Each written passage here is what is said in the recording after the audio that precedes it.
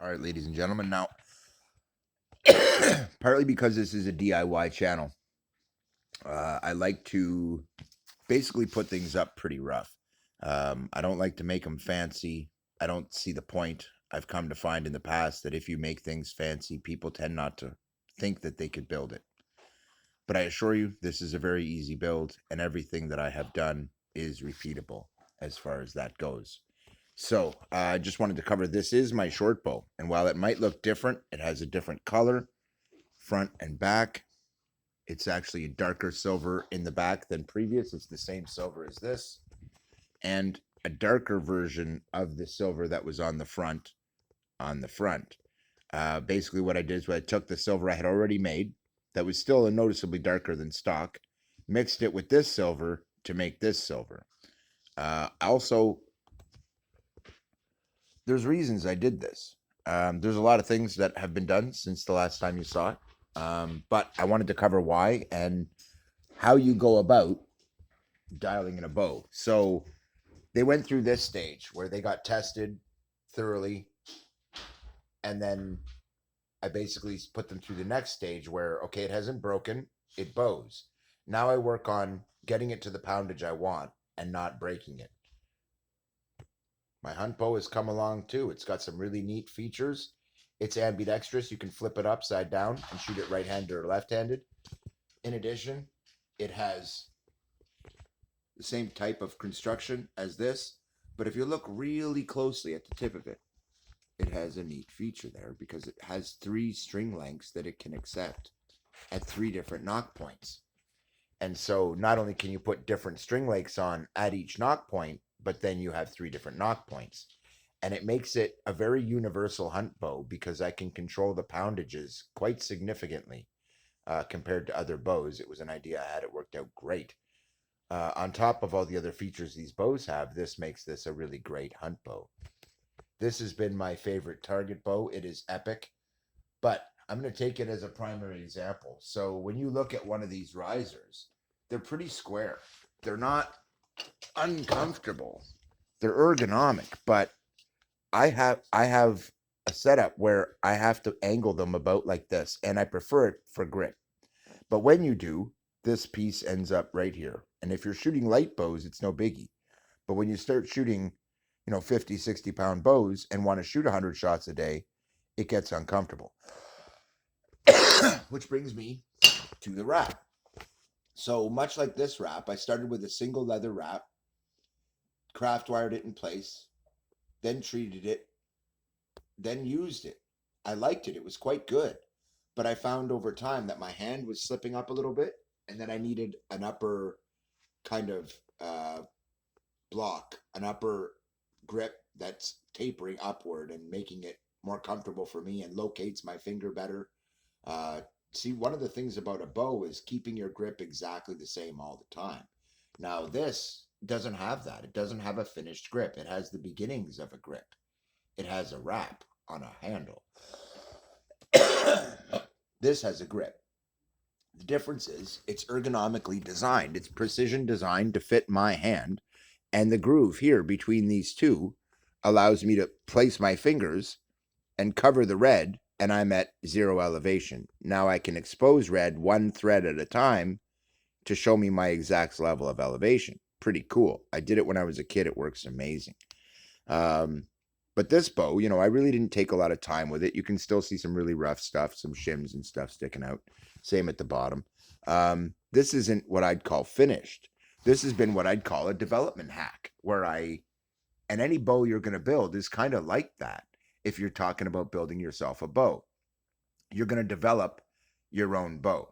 So what I've shown you so far is how to develop the bow itself, the mechanical, what we would call the bones of the bow. Now, in this segment, I'm going to show you how to develop the look of your bow. I mean, you could just go natural. Let the riser show. Leave the color of the leather natural and let it shine, baby, because it's beautiful and it works and it's a good looking bow. Sexy. You could make your own custom color, paint it, and do whatever you want. Only a lot of people are afraid to do that because, well, they're afraid to not be happy with what they get. So let me bring you over to this guy. because I had just enough rabbit fur and black leather to do one bow, and I knew it. I'd been saving it for a while. I figured at the end of the program, I'd put it on my favorite one. Well, I kind of had a problem with that in that I really like all three of these bows.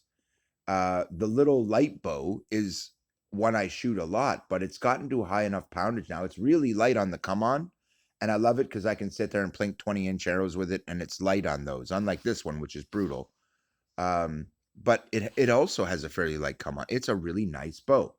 So part of the development of this bow has been me developing the poundage of the bow and getting it to a point where I'm actually genuinely and honestly satisfied with it. Now, I'm going to set you up here and we'll take a quick look at the kind of things that you might want in your bow and why. Now, in this case, a lot of what I wanted had to do with performance.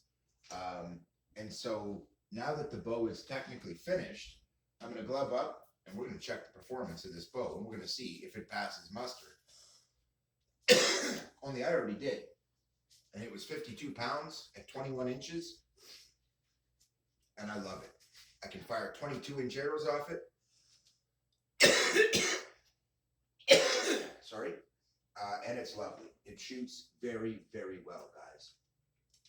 For this one, I'm just going to grab some 20 inchers. So I wanted to talk to you guys about a few things. Now, originally, when I built this, all it had was the plain hockey stick for a handle. Now, that was okay, but I found it a little smaller diameter for comfort in my hand. In addition, you want to have things that locate your hand. Now, on the other bow, it's for my finger. Here is where I locate it. On this one, I locate it with the thumb by placing the palm in the hand. Now, this is a convenient method for a bow because as you draw, the palm is in your hand anyway. So we're going to draw a few shots. In fact, I also brought a 21-inch arrow with me, so we'll try that. But I don't even know if I'll get to the back of it. Also, I've weighted the string again. So when you look at the string, you'll notice I have some rabbit fur silencers, and you might think I took off the brass knocks that I was using for silencing and weight. In fact, I didn't. Same with the wraps. You might think I removed the old wraps and replaced these ones. No, I liked the way the bow was. I wanted to add a little more momentum at the tips, and I also wanted to change the look. I found it was a little light in weight, and now I find it's just absolutely perfect. Also, between the grip here and locking my thumb into the bottom of the shelf here, and the grip here where I've made the fur so that it starts, you'll feel the fur on the bottom of your finger, and it locates me exactly into the bow. But also, it served to stiffen the riser, pad it, kinky. So that was interesting. Now see, as the bow settles, guys, they can change drastically, especially after something like last night where I gave this bow a lot of treatment. It may need more time to dry out. Now, I'm just going to take a few quick shots and see what it's like. Wow, that was interesting, guys, because I felt a ton of hand shock in my shoulder. I did, in my elbow. Wow, it's definitely slower than yesterday, like big time. Like, wow, like I was up till 5 in the morning redoing all this. But as a result, things are not fully cured. As you saw with the other bows, once they're treated, they take days to really be at their best. And as you can see, right now, ricochet's not so bad. It can hit you, but it wouldn't really hurt you. I mean, it wasn't even enough to knock the camera off the tripod when hitting it with a ricochet. But what you need to do at this point isn't go, oh my God, I'm disappointed I ruined my bow. No, you need to break it in because you've just done a whole bunch of stuff. And what it did was make this stiffer. Now, I see it's picking up arrow speed. Also, I have not added a twist. I'm not adding any kind of chutzpah. I'm just slowly breaking in the bow and seeing where things are at. What I feel like is it settled down and dropped its poundage a little bit. I had noticed, which is typical. In fact, I covered this. As they lengthen their draw length, as they settle in, the draw length will get longer. But that will mean the back end of the bow is farther away. And it means that the early come on gets softer. And that is exactly what I'm seeing here. The early come on is noticeably softer. Now, as smooth and fast shooting as it was before on these tiny little shots, it should still be capable of that. In fact, it will be even more capable. But that was the same kind of light shot that yesterday punched through and got me inches of penetration. It's almost like it's weak. Like I have to give it a really strong shot to get anything out of it now. It's like a totally different bow. And there were times with these bows where I really thought that they were going to be junk, and they really weren't going to be very good because of this treatment. The last treatment that I used really didn't deaden the bow this much, but it did deaden it some at first, and you had to really break it in. And it was a harder treatment than this. And it sometimes took quite a while to break in the bow so that you were getting really snappy speeds out of it, because the material is pretty solid once it cures. So a couple more things. I coated the riser during the course of this, I don't know, at least 6 more times. But I didn't coat the limbs. I coated the tips 3 more times, the riser 6 more times. Now that really deadens things. In the riser, it actually would make it a little stiffer, and at the tips you'd get a little more momentum. That's what should happen, which means it should be, if anything, a little faster shooting rather than a little deader shooting. But if I put too much material on the limbs in terms of coatings, I could deaden the limbs. I didn't do that. I actually didn't really do this much again, but I did. I painted it. And don't forget what happened last time. As soon as you paint them, you're adding moisture into the limbs. It's one of the reasons I didn't do it all right away when I decided to change the look. I wanted to wait until it was fully broken in. Now, as I'm breaking it in, it will get a stronger early come on. It's the limp noodle syndrome we talked about before. But because these are supported by fiberglass rods, you can still shoot the bow. So one of the reasons I felt the need to do this, to do a video on the cosmetic side, is because, well, as you're boyering a bow, there's a lot of things that I didn't necessarily cover yet. One of them is the drastic way in which that they can change from moment to moment. Once they stabilize, they're awesome.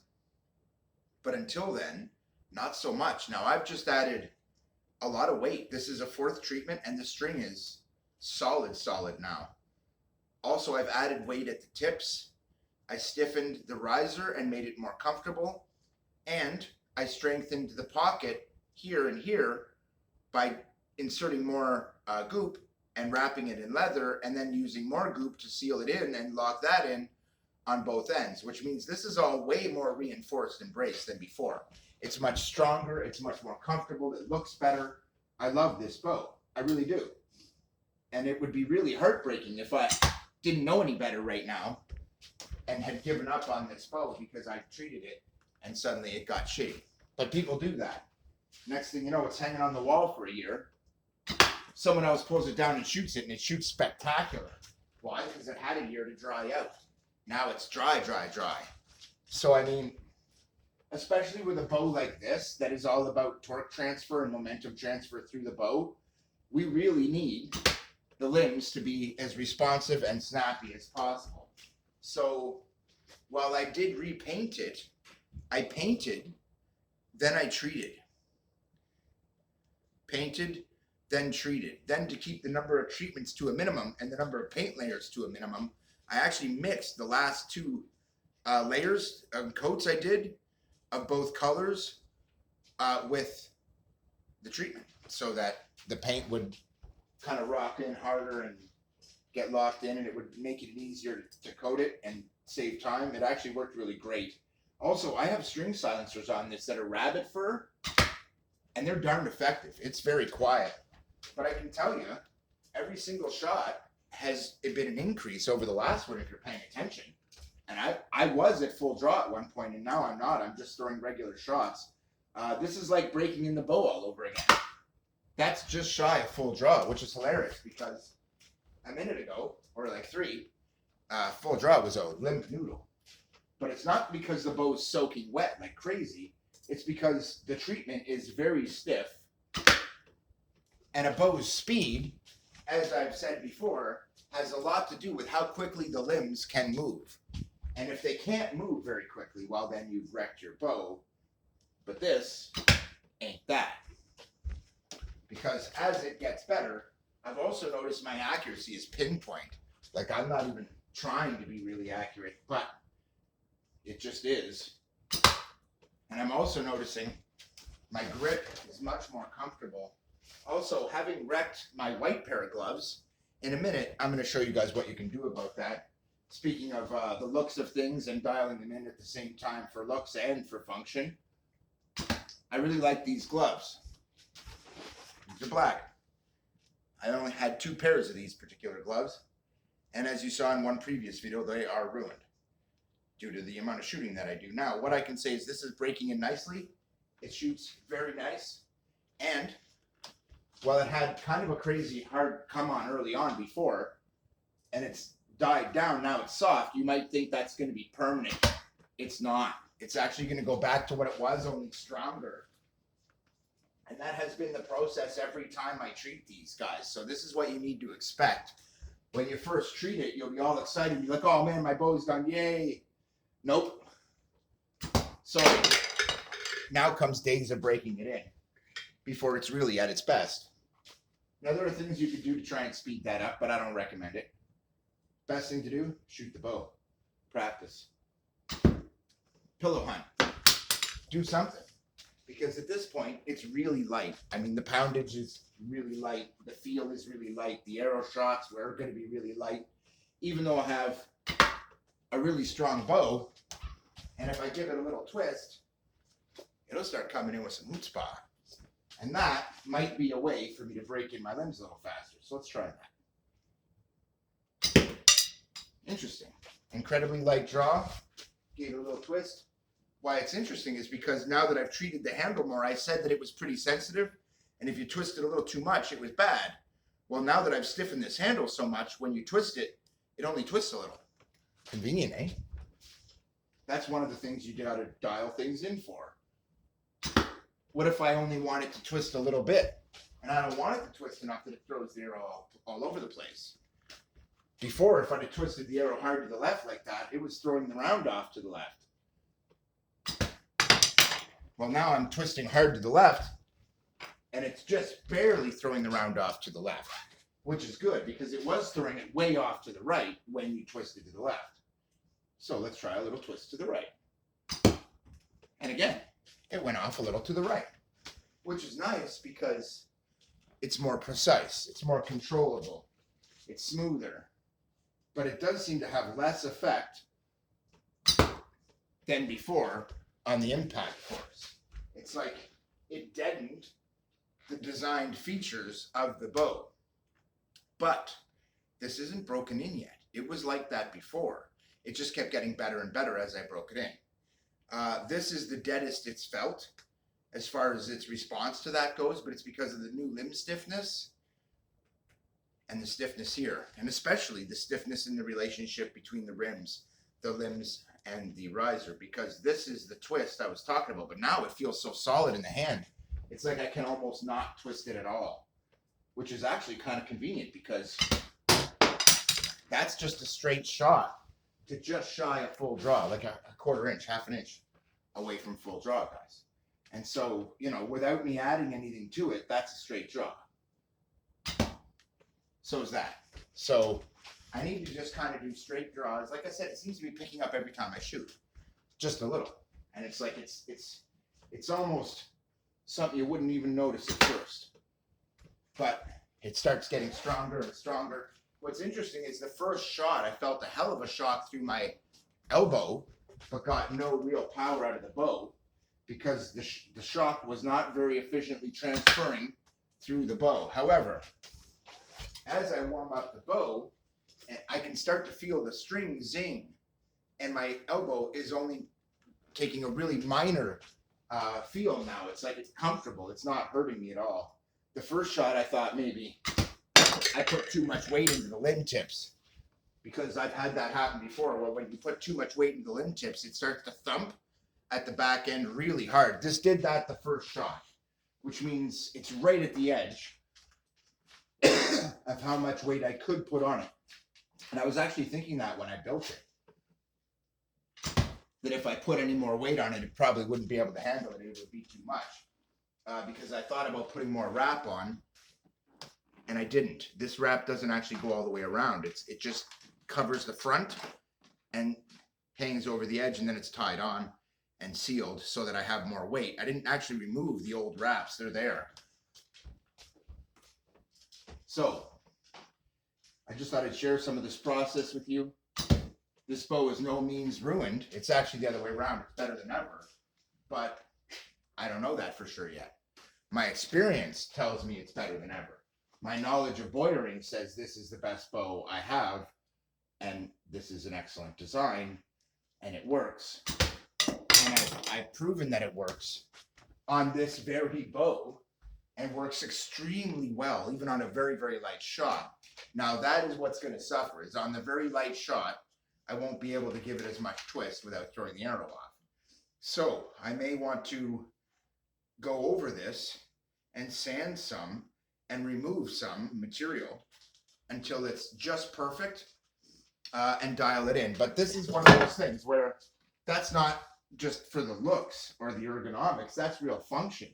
All of these things need to be treated the same. The looks, the ergonomics, the actual performance.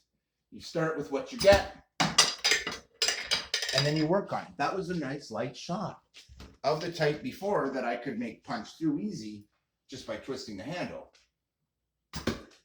And that's the same light shot, but I twisted a little to the left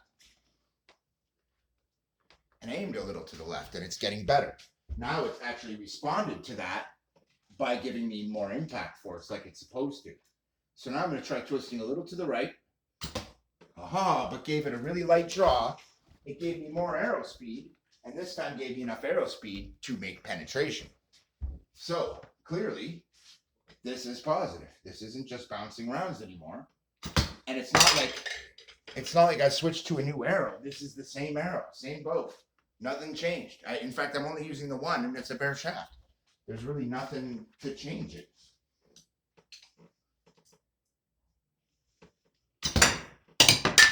But at the same time, I can see that it's not perfect. One, I need to dial in my setup because I just put it together. I did put a setup on it. Just want to see if it's any good here. And look at that. Nice and straight off the string. It's perfectly in line, which means my setup is perfect. So let's shoot it. Now sometimes when a bow has been treated like this and it's breaking in, you'll find that they don't necessarily bow evenly. And just like in that case, I noticed the arrow was being tossed one way or the other. The treatment is going to be in slightly different thicknesses, and it all needs to break in. It'll be in slightly different stiffnesses, and it all needs to break in, which means different parts of the limb will break in at different speeds. It's frustrating, but there's nothing you do about it. What you do is relax, shoot the bow, let it happen. That's what I need to do for the next day, 2 days, 3 days, week. I'll be shooting my bow every day, but it won't be anything incredible. In fact, if I wanted higher arrow speeds, I'd be better off taking one of the bows that's dried out. No matter how good this particular one is, that was just a little twist to the left, and I gotta say, it's much better now for this stability.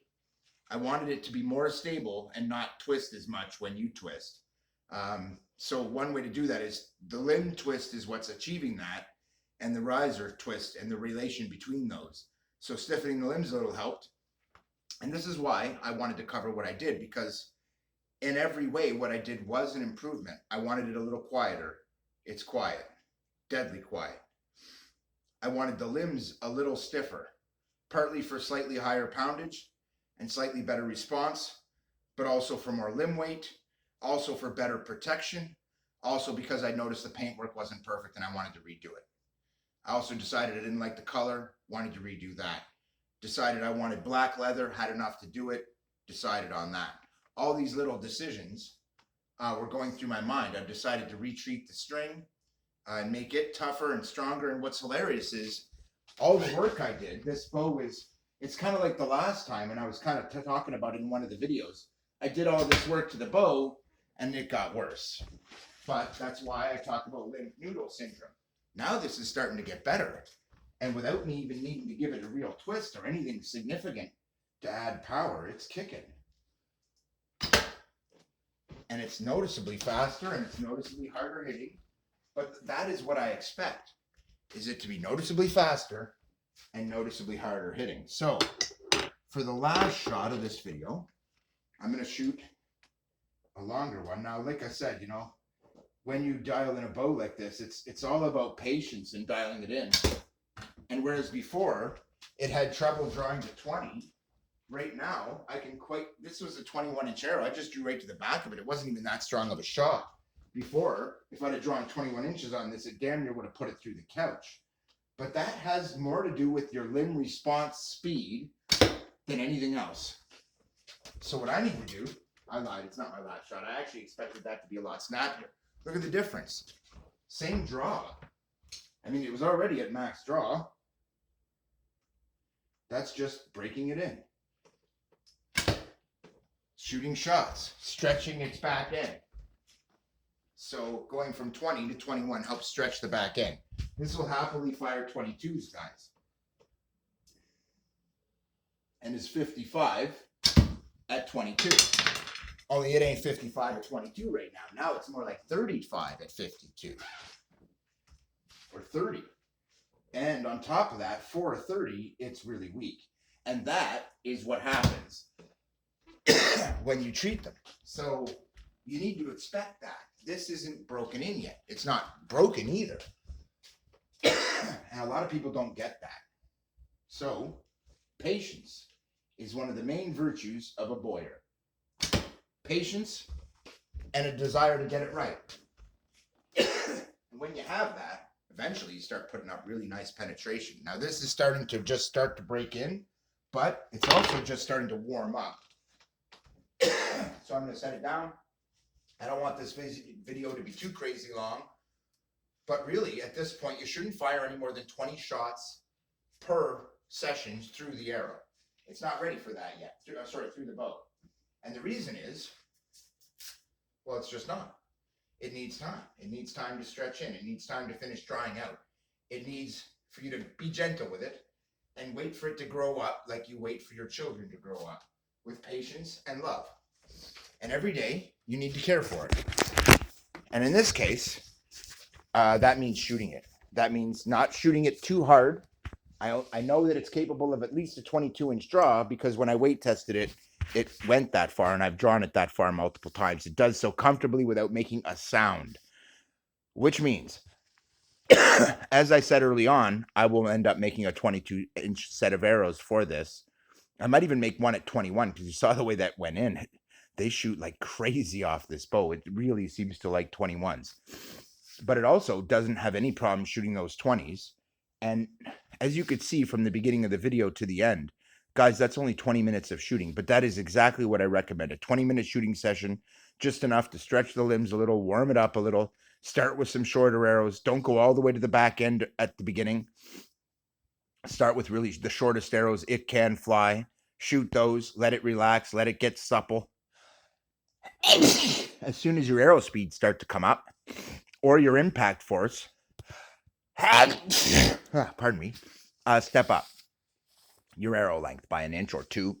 And you could have longer arrows, just don't draw them all the way. Draw them an inch at a time, longer if you can. And you guys can see the results. Once you do that, all of a sudden it starts just getting better and better and better. And you'll see it's just about breaking it in gently to get maximum arrow speed later. You don't want to overdo it early on. You want to be gentle. And as you guys saw, this bow is ridiculous. And it's already proven that. It's already put up the best arrow speeds I've ever had in my life from a bow this size. It's also put up the best arrow speeds I've ever seen in my life and the best penetration I've ever seen in my life for a bow that feels as light a poundage as it does. Because even before, at 52 pounds at 21, when I first rated it, it was wicked fast shooting, but the ergonomics wasn't perfect. There were other things. It wasn't ideally huntable. Would have been very cold to use that little bow in the winter. Whereas this one's quite warm. And you put on a glove and you got rabbit fur surrounding you, man, you got a warm bow. I had rabbit fur on one of my bows I made once. A Navajo lady put it on for me at the village, and it was awesome. Like, I mean, awesome. It was so cool. It was like perfect because it was just so comfortable. And on top of being really comfortable, it was warm, warm. And it was the kind of thing, as I found out later, where you could be out in the cold with it and not get frostbite because you have that warmth on your hand. You may have to, but you don't even have to keep it in your hand. You can put it away. And usually I would have had it slung on my shoulder. But in the case of the rabbit fur bow, I found it was actually more comfortable and warmer to have my hand on the nice cozy leather wrap with the rabbit fur and then have it pointed this way. Now that one had more of a puff, but that's partly why when you're walking, if the puff is bigger, it blocks more of the wind from your hand. This one isn't just for cosmetics though. It comes out far enough to block the wind off my hand so that when I'm walking, it actually does a really good job of protecting your fingers. And you can always kind of carry down here and get your hand warm for a minute, but you don't. I mean, there's no need. The whole point is it helps. And with all the little things together, it makes a big difference. Like you've got a good glove, and then you've got rabbit fur on your bow. That's all you're gonna need. It's comfy. So again, dialing things in. I put this pad on, and then took a drill bit and shaved it. You see, just a little here, just to smooth it so that it fit my grip perfect, exactly the way I wanted, so that this felt exactly right when I came off of it and locks into my hand perfect. That helps to make it more consistently accurate, guys. In addition, by all these changes that made it look better, little changes like rabbit fur for the top and bottom, that's not going to affect your performance, you might think. But how are you gluing it? I glued it right to the base, and the strip is this wide. It's a solid wrap of leather all the way around. Sorry, about this wide, and it's been firmly affixed. And then the epoxy stuff has been shoved inside and reinforced. So this is actually an extra reinforcement for the limbs, which will make the limbs stronger. Then we got this one. I also noticed it's a little stronger in feel than it was the last time it did the limp noodle thing. And it's also giving me a little bit better arrow speeds and a little bit better penetration than last time. It was bouncing rounds all over the place really lightly last time. This time it's way stronger. And even despite its being basically brand new again and really badly needing to dry and cure and break in all at the same time, I did notice some things. One, my kinetic energy compared to what it was the last time it was limp noodle was way up. The first shot told me this bow has way more kinetic energy than the other bow. But the first shot told me that when the bow is too stiff, if the material treatment is too stiff, it doesn't transfer the kinetic energy through the bow at all. Instead, it transferred every microjoule of that directly into me. And it seemed like every millimeter of that was in my elbow, which is weird, but that's what happened. And that was the kind of shock that you get on a bow when you've tuned it up too much. Now, I don't actually think that's what that is in this case. In fact, I can tell that it's not. The last time I put too much weight on the tips of a limb, it thumped like that every time and got very uncomfortable to shoot. And the more it broke in, the worse it got. Whereas this one didn't do that. It only did that the very first time because of the stiffness of the limbs. They were a little stiffer, and that caused that thump to transition more back into you. It's like you need the flexible limbs and everything supple for everything, the power to transition through the bow. But it has all that. At this point, being frustrated with yourself or giving up or breaking it in anger and starting over, none of that's good because this is the best bow I've ever made and it's just not done yet. Now I've done the looks of it, and I have to say, I'm a lot happier with the look of my bow. I got this little tiny white square, and I got this little bit of white. That's it. That's the only remnants of the white that's left. But did you see the way it kind of twirled in the hand? It comes to hand so fast and perfect, guys, that it just rocks into place, and it's perfect. That is one of the elements of a hunting bow that is different than a target bow. On a target bow, the ergonomics really don't matter that much. But the more you want to take that and survive with it, the more those ergonomics matter. The more important it is to make it warm, to make it comfortable, to make it waterproof, really strongly waterproof. And that's one of the reasons I gave it extra treatments, because this is going to be one of my hunt bows, and it is good enough to be a hunt bow, more than good enough. But it's not done yet. In fact, it's sad because the other day I filmed it and it was so good. I spent an hour filming and shooting and was so excited about it. And you could see in the video, it was rock stable. It wasn't, the speeds weren't all over the place. I could see when shooting that video. Hard for you guys to see, but I could feel it. And so in the end, they stabilize when they're done. And that's the whole point. So it was nice and stable. It was done. And I thought, hey, yeah, I'll make some cosmetic changes. Only I didn't just make cosmetic changes. I made a very detailed list of changes that included some performance changes, like a stiffer string, heavier tips, and more effective string silencers.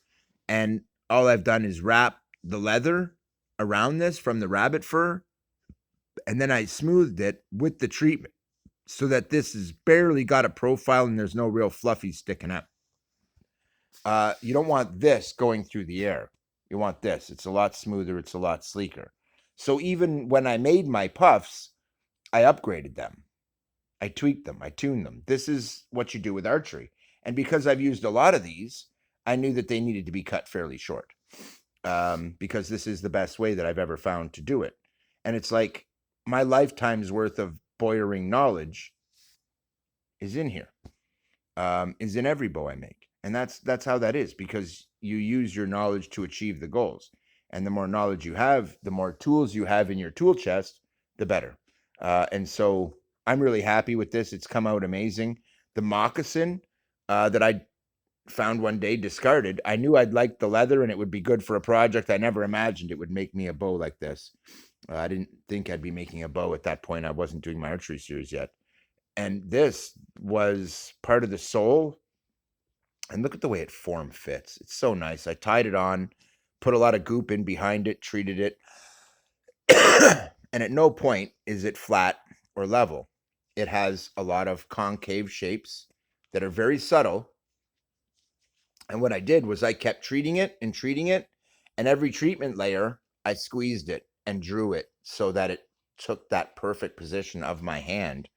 And after 3 times of doing that and patting it in places and adjusting it, and then once I put the pad in, I found that this edge wasn't sharp, it wasn't annoying, but I found it had a smoother come on, and I locked in more comfortably in a wider variety of positions, and it did the swing sing, so I could really bring my bow to hand quickly, a lot more smoothly when I beveled this bit right down. So I did, and it's got its own shape. But it's like when you make your bow, you learn these things over time, right? Shooting at first, don't worry about any of that.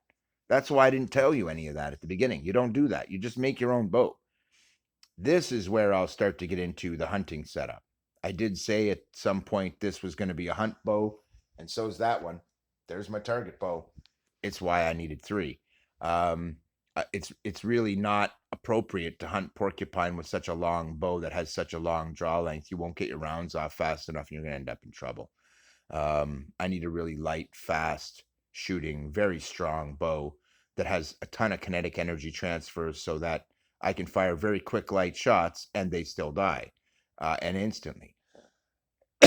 And it still has to be pinpoint accurate, which of a lot of bows is asking too much. If you were to ask this bow to fire super light arrows at super short range, it's a problem. It's a problem because of the length. It's become a problem because of the brace height. It's a problem because you won't get much draw length on that kind of an arrow, and you won't get much speed and all that stuff. This one's good. It's really good. And as I improve it, it'll only get better, because I only had enough stuff to finish one bow. These are both done. They're perfectly usable. They shoot great. I've shown them in other videos, and they haven't gotten any worse. They've only gotten better, but only mildly, because I showed them to you when they were pretty much mostly broken in and said so. And because I actually was telling the truth, they really haven't changed much. They broke in a little more, but only very mildly. In fact, the big change was to this one when I redid the brace sight. And this one has gone from 6 3/4 to 6.5, but I find it likes a 7-inch brace height better, or 6 3/4, and it's a little softer at 6.5. So, there's that. It's a little weaker to shoot the 20-inch arrows. But now that I have that, I don't care. I built 24-inch arrows for that. So it got better at shooting the 24-inch arrows. And that's what I was talking about. It'll get a little softer at the front end. If it does that, check the back end. Use a longer arrow and see if it's gotten stronger at the back end.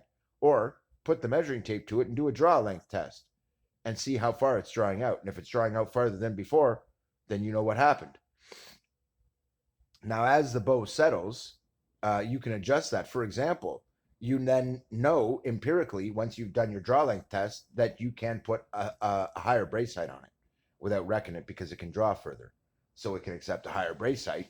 Therefore, you can put more tension on it. Therefore, it'll go right back to shooting the nice light rounds and probably be even better at it. Not so much, but it will be good at it. And it will be way better at shooting the longer arrows. Now, that's one scenario. The problem is with bowing, there's so many scenarios. This bow is stronger than that bow, but that bow likes a normal brace height, and this bow likes a retardedly high brace height, partly because I braced it to have a really light come on, and it worked.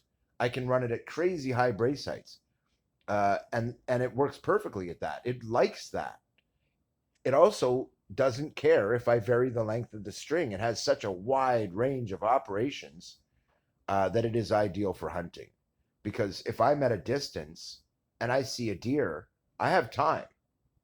I'm not up close. He doesn't see me. I can change the string off my bow if I have to and pick a different string length and a different knock point and go from a 50-pound bow at 26 to a 50-pound bow at 24. And that is a huge difference. I can also go with a 50-pound bow at 28. And those are basically what those three positions do.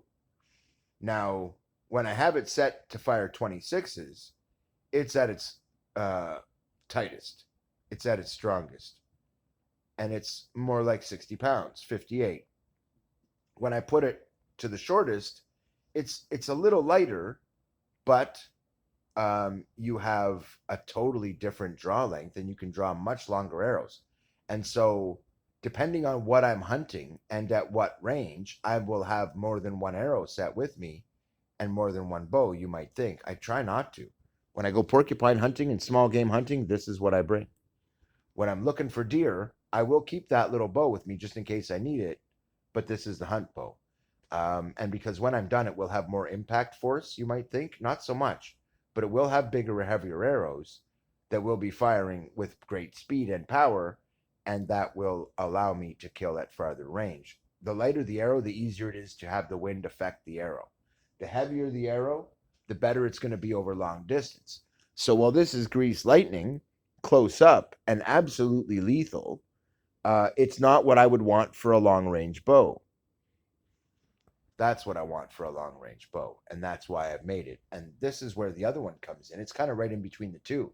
It's the all around bow. Neither of these others are. They're both amazing. They're both wonderful bows, but they're designed for very specific things. This one is so long, I can't even fit it all in the frame. And it's big. And I'm sitting 5 feet, 3.5 feet away from it. And I still can't fit it all in. And I'm zoomed out. It's a big bow. And because it is, it's awkward in the bush. It's difficult to wield. You do not want to have to fight any close-up enemies with that. You could if you have to. It's a light bow. You could manage it. I'm good with my bow. I will still kill you. But it's not optimized for that. It's not ideal for that. What it's really meant for is for me to go on long hunts where I go at longer ranges, or maybe I'm up in a tree or something. Not so much. That's still short range if I'm in a tree. That's this guy. And it's better for working in a tree because it's shorter. It's one of the reasons I like a really good short bow. A longbow is a totally different thing.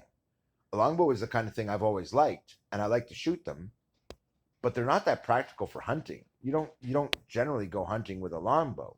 You go hunting with a short bow. And there's a reason for that. It's why native tribes don't use longbows. In war, they use short bows. There's a reason for that.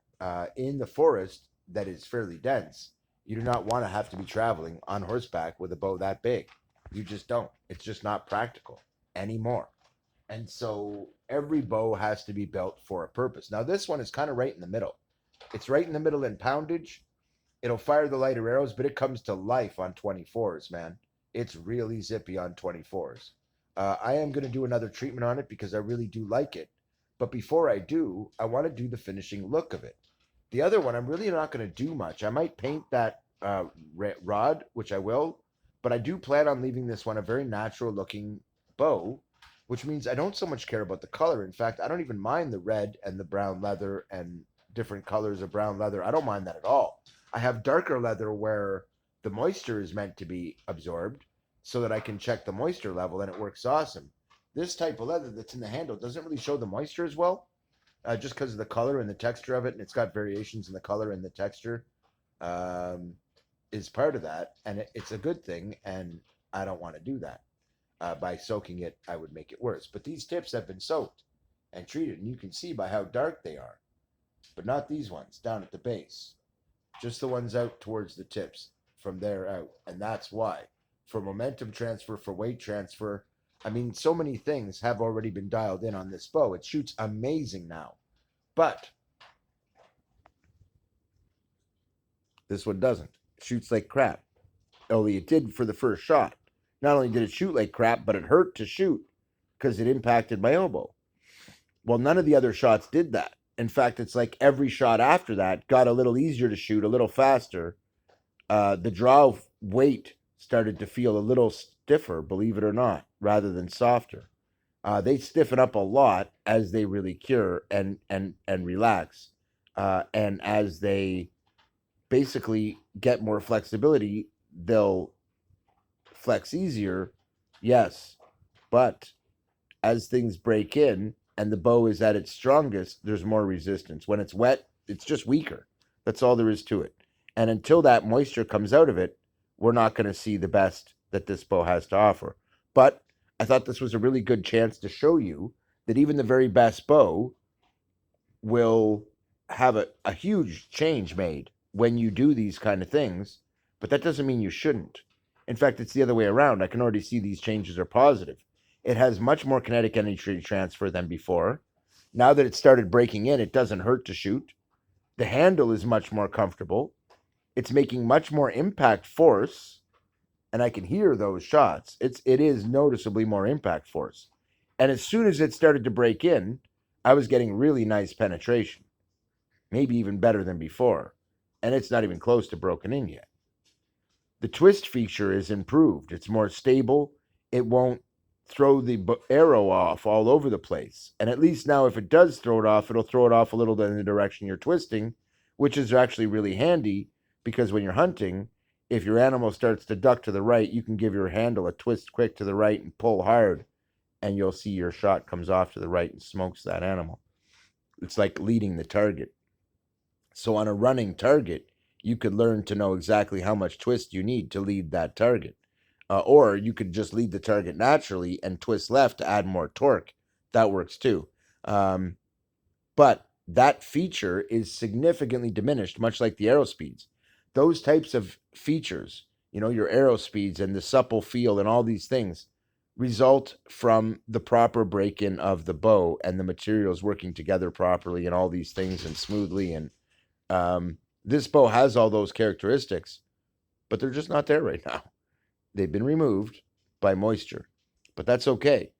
It's shooting great, and what I'm seeing from it is the best bow in my collection, and I did not choose poorly when I chose to put my gear on this one. I wanted it to be nice, man. I didn't want it to be crappy. Look at this. I don't know what's going on with my camera. I think it's, oh, there you go. It's taken a few hits with arrows, guys, and now it's getting a little wonky, but I had to show you guys how dangerous a ricochet could be. And if I could show you my screen, you'd see why. I was very protective of this phone until the screen shattered. I was taking the dog downstairs one day, and she's big, and she basically almost killed me, dragging me down the stairs. I dropped the phone, and it landed on a really bad angle and shattered. So it needs replacement. Also, I'm due to change carriers, and I have income tax coming, about $1,200. So I'm gonna get a new phone then. I'm also gonna get another bow to test against this one that'll be about the same poundage. But before I can do that, I need to finish the bow. It's one of the reasons why I'm pushing ahead with this one.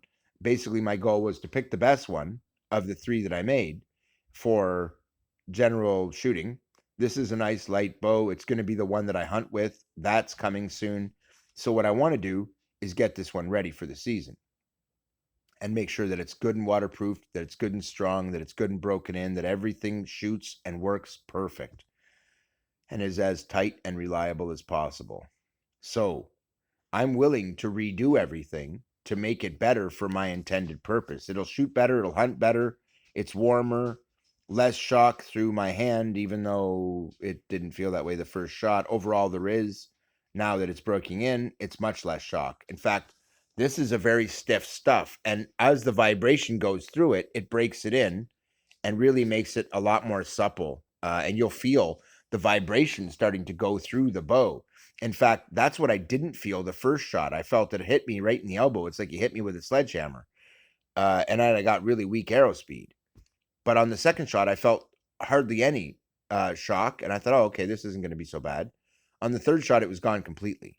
And I noticed an increase in arrow speeds.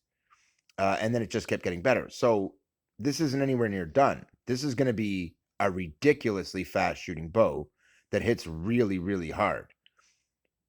When I knew that I had succeeded and I was really excited about it, yesterday I worked all day on it again. I was up till about 4 in the morning.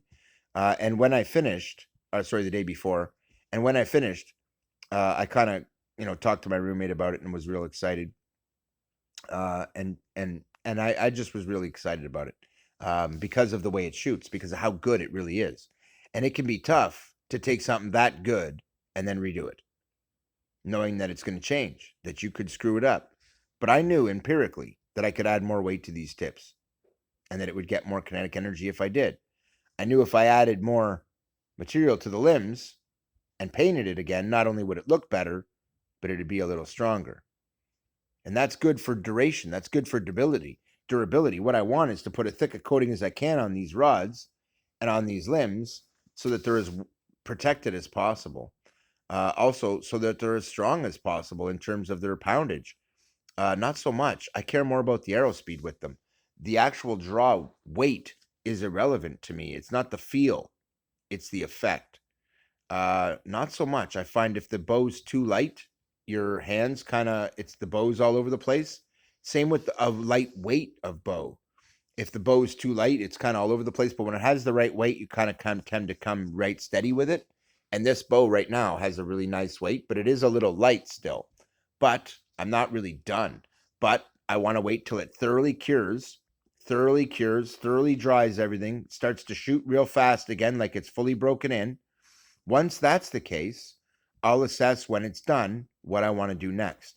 Whether I want to add a little bit to the handle, whether I want to add a little bit here, whether I just want to dip it again to add more weight, or whether I've added too much and I need to take this off and maybe trim this wrap down and just keep the weight here.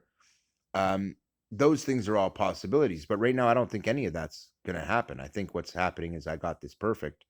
But I have a lot of boiling experience. I knew what I was doing. Like the puffs, I didn't have to experiment to know how much of a puff I needed or how they should be shaped or how they should be treated. I knew that already.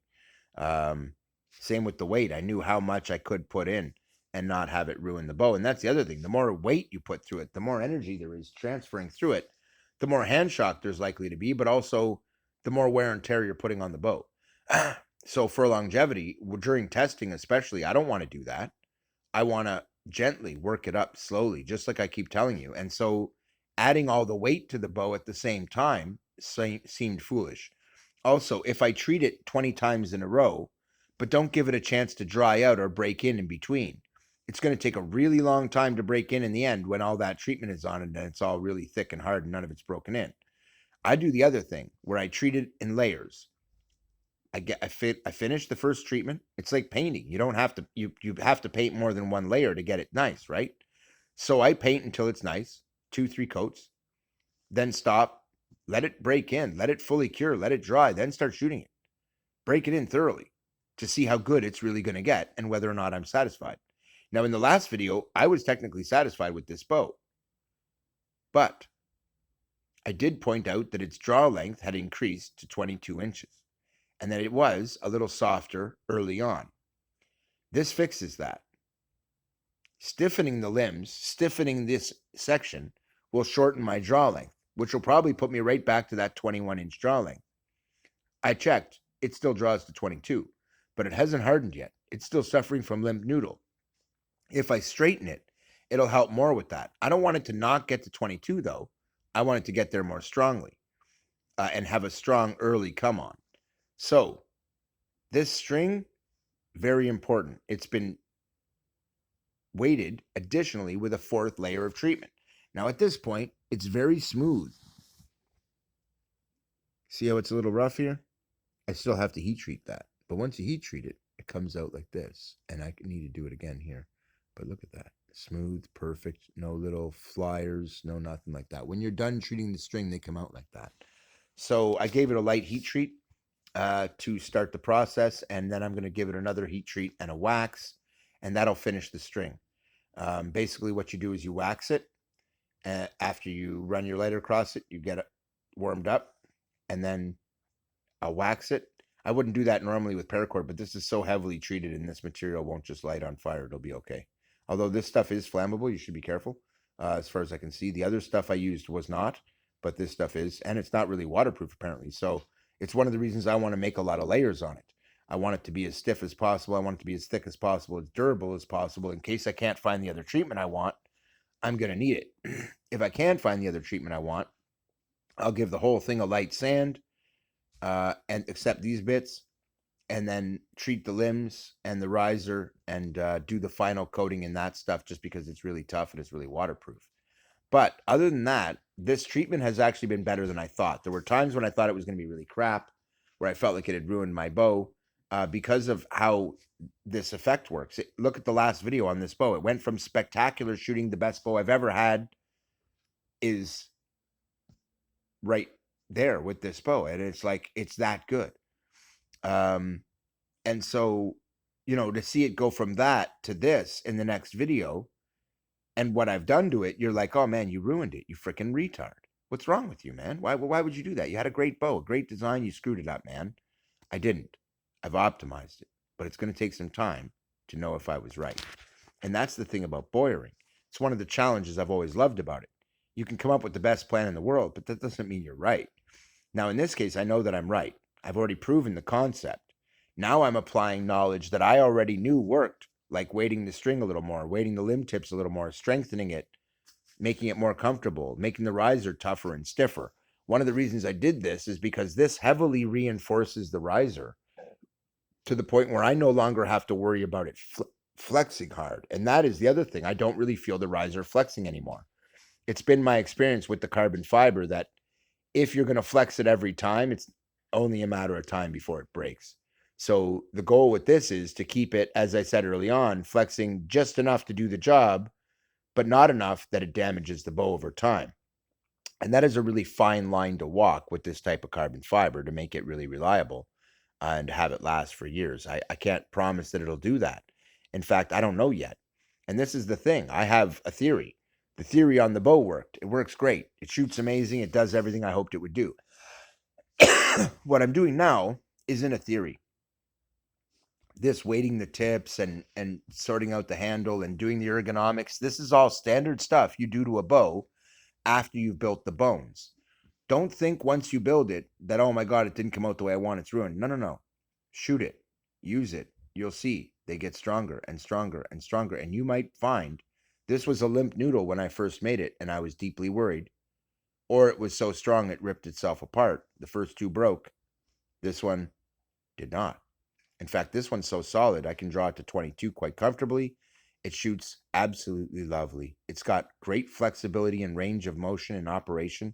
The twist feature is a little deadened right now, but it's so much more stable that that's okay with me. And I know that my twist feature will only improve as the bow breaks in. Right now, there's really not much to it. But it did work. It did still make a difference. But I did notice also, because it's not twisting as much. Remember I said if you twist just right, it adds horsepower and torque. Twist a little more and you lose a little torque, but gain a little more horsepower. Going the opposite way, you lose a little arrow speed, but gain a little impact force, and with that, penetration. And that's not wrong. That still applies. But what I've noticed is before you had to worry about over twisting it, whereas now you have to twist it pretty hard to get any kind of response. Well, that's good, because once this breaks in and it all settles down, it won't be nearly as sensitive, but you can still adjust it without throwing off your aim. And that was the other thing. I had to twist it really hard to throw off my aim this time. And when I did, it only moved it a little bit in the direction that I was twisting, which is good. That's exactly the opposite of last time. Only why would that be, right? All I've done is treat it. I love physics, man. It's so cool. But what you'll see is it's partly due to the fact that the limbs have stiffness and they are twisting. And part of that design is to twist the limbs and use the torque from the twisting limbs to fire the arrow. The less they twist, the less this feature works. So stiffening the riser, stiffening the limbs, especially the point where the limbs meet the riser, has all served to lessen the effect. But it's rare, but it does happen in engineering that when you make an invention, sometimes they work too damn good. Well, this was one of those. It worked so good, I had to tone it down a little bit. And now it seems like it's going to be perfect. The weight transfer seems much better. You can hear it. And at that last shot, you started getting some real arrow speeds. Well, you look at what it was like before it broke in before on that 21-inch arrow, and you'll see it wouldn't even punch into the target. This ain't that. This is a serious hunt bow, and it's not quite done. Stay tuned, like, share, and subscribe, and I will show you how to make real cool stuff. This is the RXD Kinetic Energy Transfer Bow. This is a revolution in bow making. Even though it looks just like a native bow, it's made out of fiberglass, carbon fiber, bamboo, leather, and modern treatments, brass knocks. It's the best of the ancient and the best of the modern put together to make something entirely new that's better than anything we've ever had before. Keith out.